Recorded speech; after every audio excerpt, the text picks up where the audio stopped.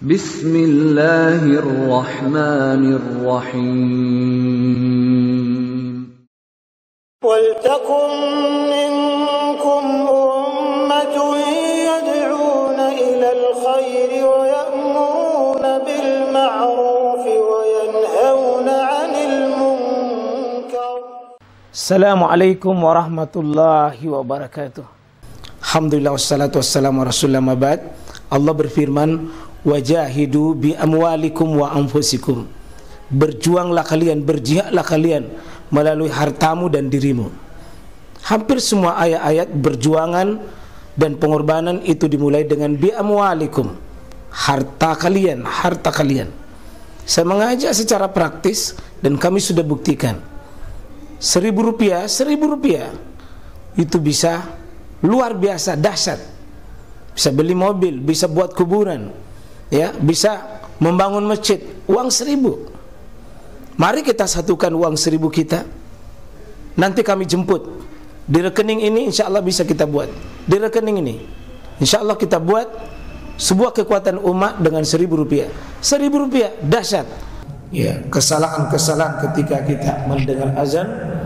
Satu, tidak menjawab azan. Itu kesalahan besar ini, Pak. Karena kata Nabi, "Idza sami'tumul muazzin faqulu mithla ma yaqulu." Jika engkau mendengar azan, maka dengarkan lalu katakan, ucapkan sebagaimana apa yang diucapkan oleh muazzin. Ya. Kemudian berikutnya adalah kesalahan berikutnya tidak membaca salawat dan doa setelah selesai azan. Jadi ada orang mendengar azan itu selesai, tidak juga doa, tidak juga menjawab azan, tidak juga membaca salawat. Ada yang juga di situ setelah selesai doa itu kita baca salawat. Allahumma sholli ala Muhammad wa ala Muhammad, lalu kita baca Allahumma anta rabbi la ilaha illa maaf Allah. Apalagi doanya? Faqulu misla ma yaqulul muazzin. Kita baca apa? Allahumma rabb hazihi da'wati tammah was-salatil qa'imah ati Muhammadal wasilah wal fadilah wa ba'athu maqama mahmudan alladhi wa'atta. Saya belum dapatkan riwayat yang sahih tentang tambahannya itu dengan innallaha la yukhliful mi'ad. Saya belum dapatkan yang terkuat sampai di situ. Nah, kemudian yang paling sering kita dengarkan itu adalah banyak orang yang persis azan itu cerita, ya. Ada yang sering cerita sesudah azan, dan itu Nabi SAW benci sekali, Pak, karena kata Nabi bainal azan wal iqamah, antara azan dan iqamah itu adalah ada doa yang paling terbaik di situ. Hendaknya kita mengucapkan banyak-banyak permintaan sesudah azan kita dengarkan. Berikut berapa menit jarak waktu antara azan dan iqamah. Kalau kita baca hadis Nabi sallallahu alaihi wasallam, Imam Al-Bukhari, ya, itu menyebutkan satu bab di dalam kitab sahihnya, kam bainal azan wal iqamah, berapa jaraknya antara azan dan iqamah. Itu artinya Imam Al-Bukhari dalam membuat bab ini, berapa jarak antara azan dan iqamah, beliau tidak tentukan, Pak. Karena pertanyaan beliau dalam judul kitabnya, berapa jarak antara azan dan iqamah, seolah beliau mengatakan tidak ada jarak yang pasti. Tidak ada jarak yang pasti. Karena itu beda-beda, Pak, setiap masjid, beda-beda tiap tempat. Karena memang belum pernah Nabi menentukan berapa jarak itu. Tidak ada angka tertentu. Belum ada angka tertentu yang ditentukan oleh Nabi berapa jarak antara azan dan iqamat. Itu artinya berapa, tidak ada yang menetapkan itu. Hanya diambil beberapa dalil bahwa disebutkan berapa jaraknya, baina likulli azanain salatun, antara azan dan iqamah itu bagusnya orang bisa salat. Itu kira-kira jaraknya. Orang bisa salat antara azan dan iqamah. Kira-kira Pak, orang salat itu dua rakaat berapa menit? Berapa menit? 4. Itu berarti ada memang makin di masjid itu. Kalau salatnya saja 4 menit, maka bagaimana dengan orang yang baru dipanggil?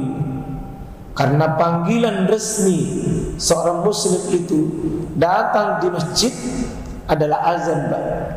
Bukan mengaji, bukan selawat, tapi azan itu sendiri adalah pemberitahuan tentang masuknya waktu sholat.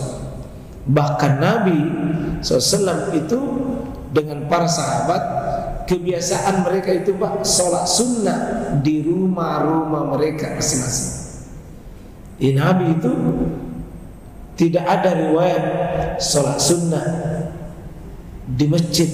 Kalau sholat sunnah 5 waktu itu di rumahnya Pak beliau lakukan. Artinya orang datang ke masjid itu sudah azan, sudah azan. Berarti mari kita memanggil orang datang ke masjid, jangan ditinggalkan, jangan ditinggalkan. Maka diberi jarak antara azan dan iqamah. Kalau 4 itu tadi, maka bagusnya Pak ditambahi, dihitungkan untuk sholat katakanlah 4 menit. Tentu jarak rumah kita itu beda-beda, ya. Katakanlah 3 menit, berarti bisa orang berjalan kaki. 4 menit juga berarti bisa kira-kira sampai 4 menit, dan ditambah dengan sholat 4 menit, sudah bisa 8 menit Pak. Jangan, kalau saya jangan antara azan iqamah itu Pak, jangan terlalu cepat, karena hakikatnya memberi jarak itu menolong orang lain, Pak. Menunggu jamaah itu adalah sama dengan menolong orang lain untuk bisa sholat, terutama Pak di waktu maghrib. Karena maghrib itu ada ibadah namanya Senin Kamis ada ibadah di situ, ibadah puasa Senin. Orang berbuka di rumahnya pas azan, tambah dengan buka kira-kira Pak, 5 menit, tambah lagi perjalanan ke masjid.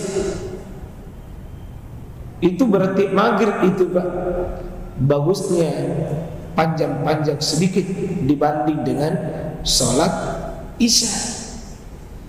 Ada orang mengatakan, pendek waktunya maghrib Ustaz. Siapa bilang? Kalau sholat itu berapa menit? Tidak ada je orang itu Pak masih mau baca bacaan lalu habis. Tidak ada je. Rata-rata kita kalau sudah maghrib Pak masih panjang waktu, waktu baru masuk sholat isya. Lalu ada orang mengatakan pendek waktu. Adakah di antara kita gara-gara menunggu sholat sunnah lalu pas sudah sholat itu langsung dimasuk isya? Tidak ada. Berarti butuh Pak sedikit itu maghrib diberi waktu, karena ada ibadah. Saya kalau malah mendingan maghrib itu Pak lebih panjang dibanding dengan isya. Karena kalau isya tidak ada ibadah khusus di waktu isya itu, tidak ada. Nah, oleh karena itu kalau maghrib bapak ada yang sudah biasa puasa Senin Kamis Pak, pasti butuh masih baru kita makan jalan kote 2, bakwana 2, belum minum teh, belum minum kopi, kamat nih, belum itu maju yang lain-lain. Mungkin orang mengatakan kayak banyak dulu di pembukaan. Memang Pak bagusnya diberi waktu itu.